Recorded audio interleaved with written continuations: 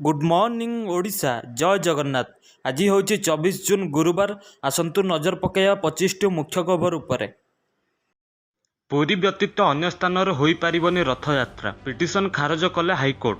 पुरी व्यतीत अन्य स्थान हो पारिबनी रथयात्रा एभली गुरुत्वपूर्ण राय शुणाई हाइकोर्ट। रथयात्रा करने नहीं हाइकोर्टे होइथिबा समस्त आवेदन को खारज कर दैछंती कोर्ट। केन्द्रापड़ा स्थित बलदेव जीव को रथयात्रा लगी हाइकोर्टे पिटिशन दायर होइथिला। दायर पिटिशन को अग्राह्य करिसंती हाइकोर्ट। राज्यर आउ केतेक स्थान रथयात्रा पई मध्य हाइकोर्टे आवेदन होइथिला। तेबे एसबु पिटिशन शुणाणी करी राज्य सरकार द्वारा जारी होइथिबा निर्देशनामा को कायम रखिसंती हाइकोर्ट। गत वर्ष सुप्रीमकोर्ट पुरी रे कोविड गाइडलाइन अनुसार रथयात्रा पालन करने को अनुमति देइथिले। तेबे गत वर्ष भली चलित वर्ष मध्य कोविड गाइडलाइन अनुसार पुरी रे रथयात्रा पालन हे। चलित वर्ष पुरी रे बिना भक्तर महाप्रभुଙ୍କ स्नान यात्रा एवं रथयात्रा पालन कराजिवो। परवर्ती खबर, चलित वर्ष नवम दशम श्रेणी पिलांक पई 30% कमिबो सिलेबस, कहिले गणशिक्षा मंत्री समीर दास। गत वर्ष भली चलित वर्ष मध्य नवम दशम श्रेणी पिलांक सिलेबस 30% कमिबो, अर्थात 70% सिलेबस रु ही परीक्षा देबे छात्र छात्री। कोरोनार द्वितीय लहर को देखि एभली निष्पत्ति करिछि स्कूल और गणशिक्षा विभाग। एने सूचना देइछंती गणशिक्षा मंत्री समीर रंजन दास। कोरोना संक्रमण जोगु राज्य रे श्रेणी गृह शिक्षा बाधाप्राप्त होइछि। पिलाए ऑनलाइन पाठ पढ़ुचंती, तेणु एभली निष्पत्ति करिछि गणशिक्षा विभाग। सेहीपरि ऑनलाइन पाठ पढ़ारू वंचित पिलामानंक पई विकल्प व्यवस्था कराजियो बोली मंत्री कहिसंती। अन्य पक्षर स्कूल खोलिबा नै वर्तमान कौनसी निष्पत्ति होई नथिबा कहिसंती मंत्री समीर दास। परवर्ती खबर, आत्मा करिबो ticket checking, Bhubaneswar rail station करागला शुभारंभ। कोविड समय रेल यात्री निरापदा स्क्रीनिंग निश्चित करने और यात्री और कर्तव्यरत रेल कर्मचारी मध्य सामाजिक दूरता बजाय रखा एवं बड़ आह्वान सृष्टि करिछि। एथिसह रेल स्टेशन केवल अधिकृत यात्री प्रवेश करुछंती कि नहीं ताहार सठिक जांच आवश्यक रही। ताहाकु नजर रखी Bhubaneswar rail station automatic ticket जांच और परिचालना एक्सेस व्यवस्था स्थापन करा जायछि।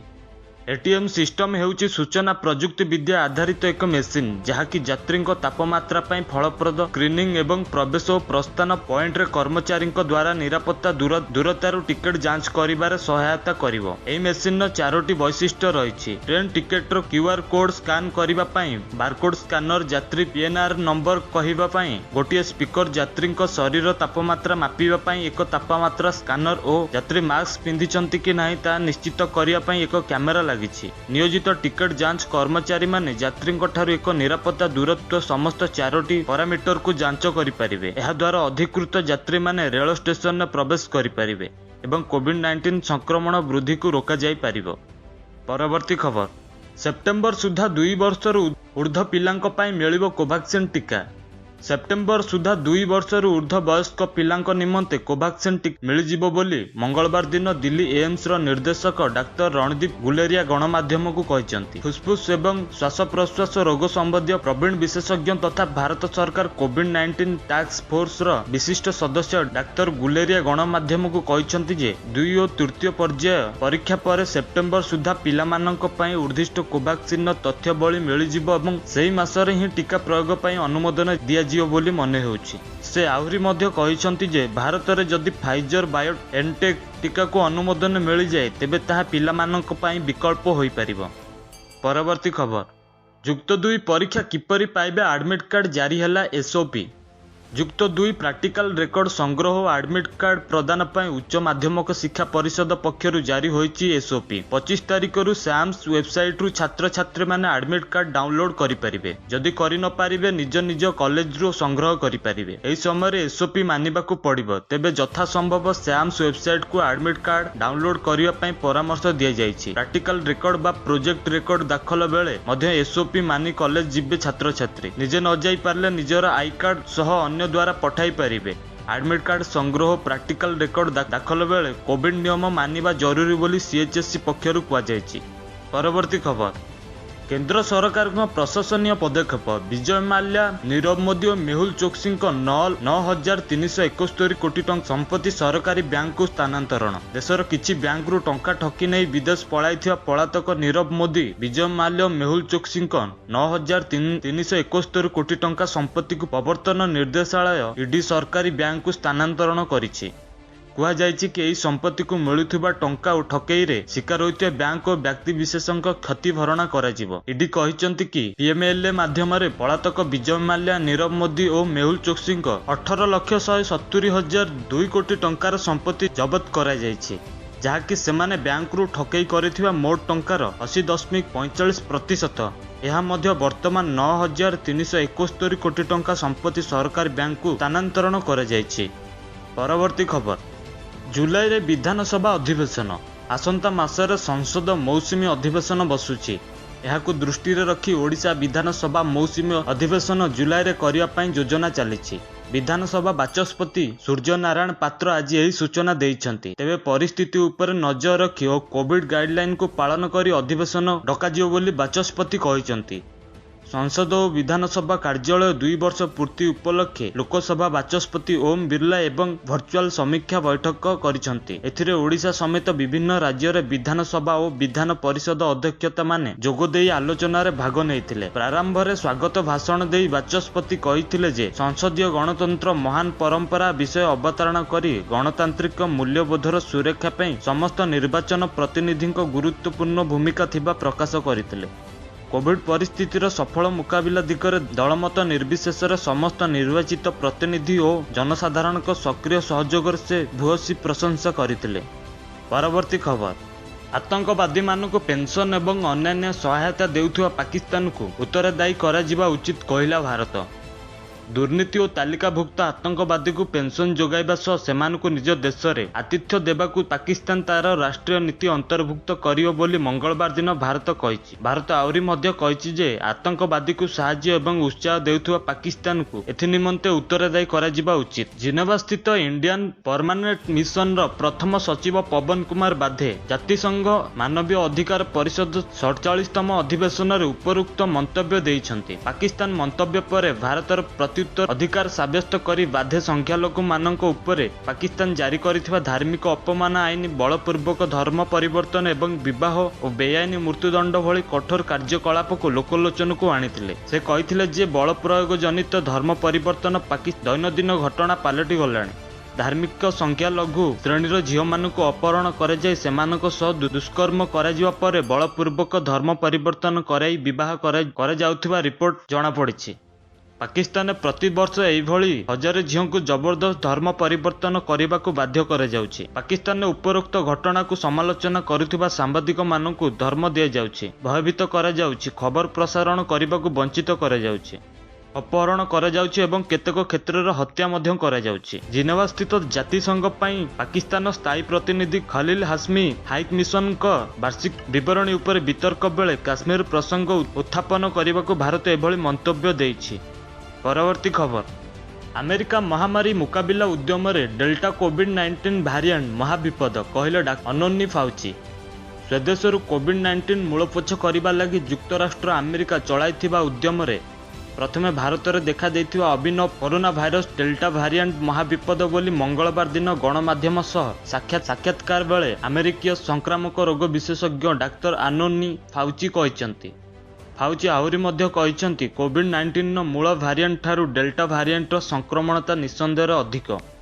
ଏହା ରୋଗ ସଂକ୍ରମଣକୁ ସାଂଘାତିକ କରି ପକାଉଛି। ଶୁକ୍ରବାର ଦିନ ବିଶ୍ୱ ସ୍ୱାସ୍ଥ୍ୟ ସଂଗଠନର ମୁଖ୍ୟ ବୈଜ୍ଞାନିକ ମଧ୍ୟ କହିଥିଲେ ଯେ ସମଗ୍ର ବିଶ୍ୱରେ କୋଭିଡ୍-19 ରୋଗ ଡେଲ୍ଟା ଭାରିଆଣ୍ଟ ପ୍ରଧାନ ବିସ୍ତାର କଲାଣି। ଫାଉଚି କହିଛନ୍ତି ଯେ ଫାଇଜର ବାୟୋଏନ୍ଟେକ୍ ଟିକା ସମେତ ଯୁକ୍ତରାଷ୍ଟ୍ର ଆମେରିକାରେ ଅନୁମୋଦିତ ଟିକା କୋଭିଡ୍-19ର ନୂତନ ଭାରିଆଣ୍ଟ ପ୍ରତିହତ କରିବାରେ ଫଳପ୍ରଦ ହେଉଛି। ପରବର୍ତ୍ତୀ ଖବର, ଟିକାକରଣ କେନ୍ଦ୍ରରେ ମୁଖ୍ୟମନ୍ତ୍ରୀଙ୍କ ଫଟୋକୁ ନେଇ ମୁହଁ ଖୋଲିଲେ ଅପରାଜିତା।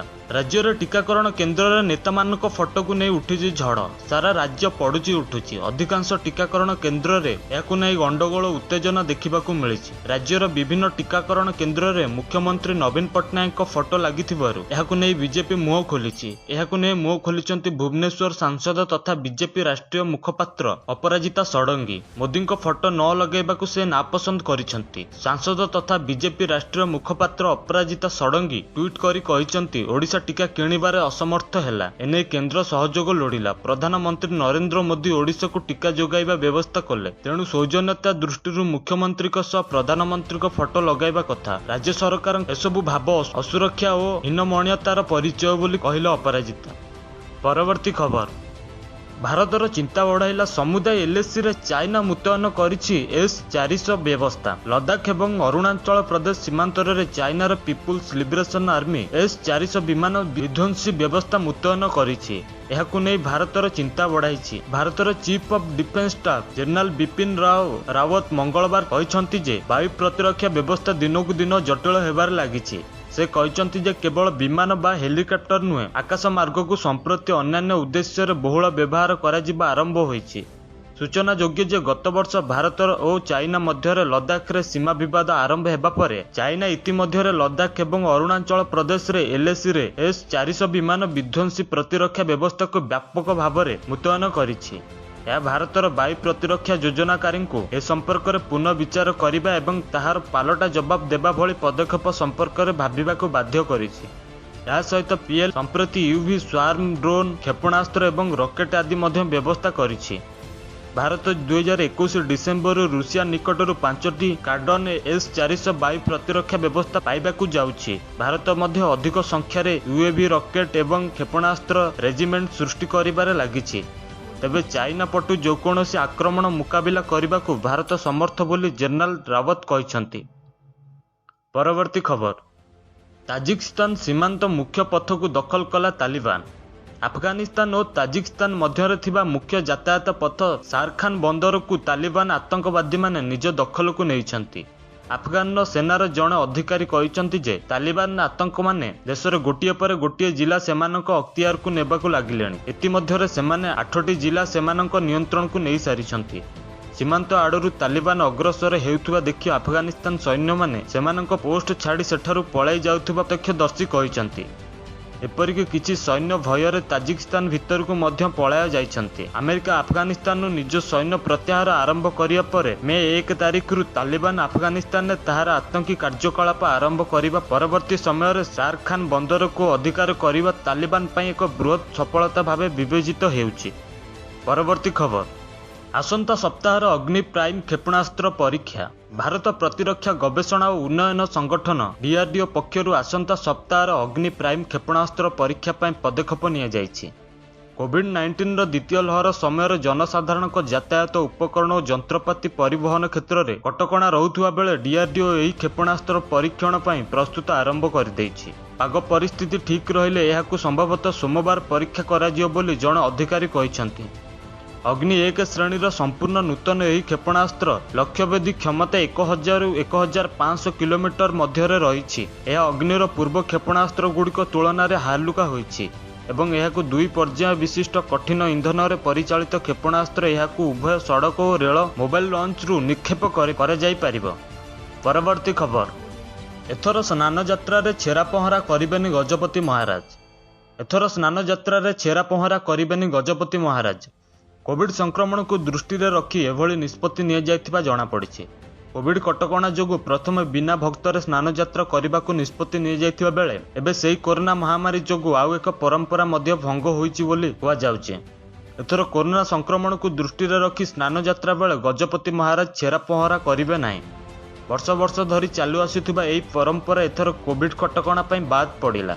ତେବେ ନୀତି ଅନୁଯାୟୀ ଏଥର ଗଜପତି ମହାରାଜଙ୍କ ବଦଳରେ ତାଙ୍କ ପ୍ରତିନିଧି ମୁଦିରସ୍ତ କରିବେ ଛେରା ପହଁରା। ଏନେଇ ଗଜପତି ମହାରାଜଙ୍କ କାର୍ଯ୍ୟାଳୟ ପକ୍ଷରୁ ସଚିବ ସୂଚନା ଦେଇଛନ୍ତି। ପରବର୍ତ୍ତୀ ଖବର, ଟିକାକରଣକୁ ନେଇ ଲୋକଙ୍କ ମନରେ ବିଭ୍ରାନ୍ତ ସୃଷ୍ଟି କରିବାକୁ ଉଦ୍ୟମ ହେଉଛି କହିଲେ JP ନଡ୍ଡା। କରୋନାକୁ ନେଇ ଦେଶର ରାଜନୀତି ଜୋର। ଗତକାଲି ରାହୁଲ ଗାନ୍ଧୀ ଏକ ସାମ୍ବାଦିକ ସମ୍ମିଳନୀ କରି ମୋଦି ସରକାରଙ୍କ ଉପରେ ପ୍ରଶ୍ନ ଉଠାଇଥିଲେ। ଆଜି ବିଜେପି ରାଷ୍ଟ୍ରୀୟ ସଭାପତି JP ନଡ୍ଡା ଏହାର ଉତ୍ତର ଦେଇଛନ୍ତି। ସେ କହିଛନ୍ତି କଂଗ୍ରେସ ନେତାମାନଙ୍କର କେବଳ ଟ୍ୱିଟର ଏବଂ ସାମ୍ବାଦିକ ସମ୍ମିଳନୀରେ ସୀମିତ। ସବୁବେଳେ କରୋନାକୁ ନେଇ ଦେଶବାସୀଙ୍କୁ ବିଭ୍ରାନ୍ତ କରିବାକୁ ଚେଷ୍ଟା କରୁଛନ୍ତି ବିରୋଧୀ। କରୋନା ମୁକାବିଲା ପାଇଁ ଦେଶରେ ବ୍ୟାପକ ଟିକାକରଣ ଚାଲିଛି, ଆଉ ଏହାକୁ ଭଣ୍ଡୁର କରିବାକୁ ବିରୋଧୀ ଉଦ୍ୟମ କରୁଥିବା JP ନଡ୍ଡା ଅଭିଯୋଗ କରିଛନ୍ତି। ଟିକାକରଣରେ ବାଧା ସୃଷ୍ଟି କରିବାକୁ ସେମାନେ ବାରମ୍ବାର ଚେଷ୍ଟା କରୁଛନ୍ତି। ପ୍ରଥମେ ଲକଡାଉନକୁ ନେଇ ପ୍ରଶ୍ନ ଉଠାଇଥିବା ବେଳେ ଲକଡାଉନ ପ୍ରତ୍ୟାହାର ହେଲା ପରେ ମଧ୍ୟ ସେମାନେ ବିରୋଧ ଜାରି ରହିଥିଲା। ସାରା ଦେଶରେ ଟିକାକରଣ ପାଇଁ ଘୋଷଣା ହେବା ପରେ ଏହାକୁ ବିରୋଧୀମାନେ ପ୍ରଶ୍ନ କରିଥିଲେ। ଟିକାର ଟେଷ୍ଟିଂ ହୋଇଛି କି ନାହିଁ ଏନେଇ ବିରୋଧ କଂଗ୍ରେସ ପକ୍ଷରୁ ଅଭିଯୋଗ କରାଯାଇଥିଲା। କଂଗ୍ରେସ ନେତାମାନେ ଏହାକୁ ନେଇ ଅନେକ ବିବାଦୀୟ ବୟାନ ଦେଇଛନ୍ତି। ଟିକାର ତୃତୀୟ ପର୍ଯ୍ୟାୟ ଟ୍ରାଏଲ ହୋଇନଥିବାରୁ ଏହା ଜୀବନ ପ୍ରତି ବିପଦ ଅଛି ବୋଲି କହି ସେମାନେ ଲୋକଙ୍କ ମନରେ ବିଭ୍ରାନ୍ତ ସୃଷ୍ଟି କରିବାକୁ ଉଦ୍ୟମ କରିଥିଲେ। ପରବର୍ତ୍ତୀ ଖବର, इंडिगो एयरलाइंस भैक्सीफेयर ऑफर टीका नहीं लोकों विमान टिकेट रे स्वतंत्र रिहाती व्यवस्था। देश में बढ़ी चलुवा कोरोना संक्रमण को रोकवा टीका ही एकमात्र माध्यम बोली विशेषज्ञ माने मत देइछंती। हेले टीका को नहीं अनेक गुजब उठिबा पर किछि लोकों मनरे टीका को नहीं संदेह सृष्टि होइछि। लोकों टीका प्रति आग्रह सृष्टि करने को सरकार और बेसरकार स्तर में अनेक आकर्षणीय उपहार मध्य घोषणा कर क्रम देशर सबुठारु बड़ एयरलाइंस कुआ इंडिगो तार यात्री मानक पई टिकट उपर रिहाती घोषणा करिछि। इंडिगो एयरलाइंस पक्षरु भैक्सीफेयर नामक एक ऑफर लॉन्च कर यह ऑफर केवल टीका नहीं यात्री मानक क्षेत्र में लागू करा जिवो। कंपनी तरफ कहुई कि जो लोक मैंने टीका नेबे पर इंडिगो विमान रे यात्रा करुछंती सेमानकु टिकेट रे प्रकृत मूल्य उपर 10% रिहाती दिया। परवर्ती खबर यूट्यूब पाठपढ़ा रे नेटवर्क बाधा। कोरोना काल रे स्कूल छात्र छात्री यूट्यूब स्ट्रीमिंग जरिया ऑनलाइन पाठपढ़ा आरंभ करिछि राज्य सरकार। हेले मोबाइल नेटवर्क पर स्कूल पिला किभली हंतसंत होउचंती तार विकल चित्र सबू सामना को आसीबारे लागिछि। बौद्ध जिलार अनिगढ़ ठारे जंगल भितर पाठ पढ़ुचंती पिला। गाँव रे अधिकांश छात्र छात्री पाखरे मोबाइल नाही, आ जहाँ पाखरे मोबाइल अच्छी सेठी नेटवर्क नाही। तेणु पिलाए ऑनलाइन पाठपढ़ा पर जंगल किंबा पहाड़ उपर को आसुचंती। जेउठी मोबाइल नेटवर्क आसिला सेठारे बसी पाठ पढ़ुचंती। बड़ ठारू छोट पिला समस्त जंगल भितर पहाड़ उपर पत्थर रे बसी यूट्यूब लाइव स्ट्रीमिंग रे पाठ पढ़ु देखिबाकू मिलुछि। परवर्ती खबर केंद्र कैबिनेट बैठक को नहीं बढ़िला मोदी मंत्रिमंडल संप्रसारण चर्चा। मंत्रिमंडल अदल बदल रे ओडिशा नेता को सुजोग नहीं चर्चा जोरे। केंद्र मंत्रिमंडल संप्रसारण नहीं चर्चा बढ़िबारे लागिछि। आज दिन 11 केंद्र कैबिनेट बैठक बसुथिबार यही चर्चा पुणी जोर धरिछि। गत रविवार मध्य प्रधानमंत्री को सरकारी बासभवन रे उभय कैबिनेट मंत्री और राष्ट्र मंत्री को बैठक बसिथिला। 5टी पर्यायर यही बैठक रे आलोचना होइथिला। यहाकु नहीं दिल्ली पावर कॉरिडोर सरगरम रही। केंद्र मंत्रिमंडल अदल बदल हेबा सह संप्रसारण चर्चा मध्य जोर धरिछि। राजनैतिक समीक्षक माने आकलन करुछंती खूब शीघ्र मंत्रिमंडल रे बड़ धरणर परिवर्तन हेबाकु जाउछि। 2019 मसीहा परठारु अर्थात द्वितीय पाଳି क्षमता को आसिबा पर प्रधानमंत्री नरेंद्र मोदी तांको मंत्रिमंडल रे परिवर्तन करि नाहंती। किछि नुआ नेतांको मोदी मंत्रिमंडल रे शामिल करि पारंती बोली चर्चा हेउछि। एक क्रम आसाम पूर्वतन मुख्यमंत्री सर्बानंद सोनोवाल कांग्रेस छाड़ी बीजेपी रे जोग देइथिबा ज्योतिरादित्य सिंधिया एवं उत्तराखंड पूर्वतन मुख्यमंत्री त्रिवेद सिंह रावत नाँ रे चर्चा आगे रही। शिवसेना और शिरोमणि अकाली दल एनडीए मेंटरू ओहरी जिबा परे जेडीयू नेता मोदी मंत्रिमंडल रे स्थान मिलवा नहीं चर्चा बढ़ी। मोदी मंत्रिमंडल रे ओडिशा को किछि नेता स्थान मिलवा नहीं मध्य चर्चा होछि। अश्विनी वैष्णव, जुएल ओराम, अपराजिता षडंगी और वैजयंत पंडा को मोदी मंत्रिमंडल रे स्थान मिलवा नहीं जातीय गणमाध्यम चर्चा चली। परवर्ती खबर मूडीज रेटिंग रे भारतर अनुमानिक अभिवृद्धि हार ह्रास। कोविड द्वितीय लहर रे गुरुतर प्रभावित होइछि अर्थनीति। वैश्विक अर्थव्यवस्था उपर नजर रखुवा मूडीज इन्वेस्टर सर्विस बुधवार माइक्रो इकोनॉमिक इंडिया रिपोर्ट जारी करिसेंती। एथिरे 2021 रे भारतीय अर्थव्यवस्था वृद्धि हार 9.6% रहिथिबा बोली दर्शाइछंती। तेबे पूर्वरु यही हार 13.9% पर्यंत उठिपारे बोली संभावना व्यक्त करथिले। कोरोना द्वितीय लहर मुकाबिला लगी देशर पृथक पृथक भागरे लॉकडाउन जारी होइतिला, जार गुरुतर प्रभाव एबे अर्थव्यवस्था देखा जाउथुवा मूडीज रिपोर्ट रे उल्लेख रहिछि।